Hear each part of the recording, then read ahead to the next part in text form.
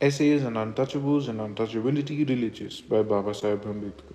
Chapter 3, Part 3, J.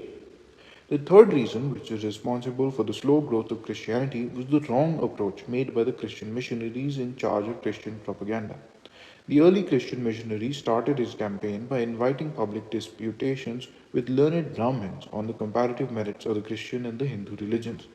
This was a strange way of going about his task, but there was a plan behind it. The Christian missionary felt that his task of converting the masses would be easy of achievement if he succeeded in converting the Brahmin and the higher classes of Hindus, for they and the Brahmins held sway over the masses, and the easiest way of converting the Brahmin was to defeat in disputation and to show him that his religion was in error.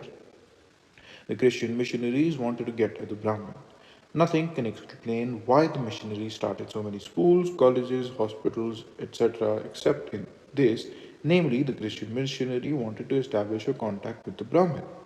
That the Christian missionary had been deceived is now realized by many. The Brahmin and the high classes have taken full advantage of the institutions maintained by the Christian missions, but hardly any one of them has given any thought to the religion which brought these institutions into existence. There is nothing strange in this. The pursuit of the Brahmin and the higher classes of Hindus by the Christian missionaries was doomed to fail. There would be no common ground for the disputation between Hinduism and Christianity, and where there is a common ground, the Hindu could always beat the Christian. That there could be no common ground for disputation between Hindus and Christians is due to the fact that the two have a totally different attitude to the relations of theology to philosophy. As has been well observed by Mr. Byrne, the educated Hindu, when he considers religious questions, refuses to separate theology from philosophy and demands what shall appear to him a reasonable cosmology. It has been shown in dealing with Hinduism that its prevailing tendency is pantheistic, and although for at least 2000 years sects have constantly been forming which asserted the duality of God and spirit, there has always been a tendency to relapse into pantheism and to regard the present world as an illusion produced by Maya. The average Christian, however, gets on with very little philosophy and regards that as a rule as more speculative than essential to his religious beliefs.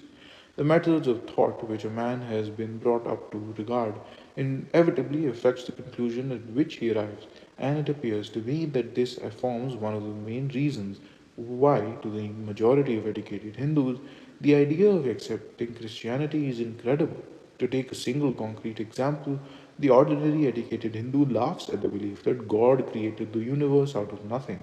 He may believe in creation, but he also postulates the necessity for both a material cause, matter, and an efficient cause, the creator. Where his belief is purely pantheistic, he also has no regard for historical evidences.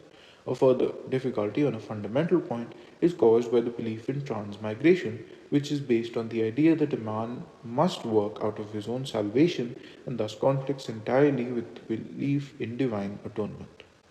The end.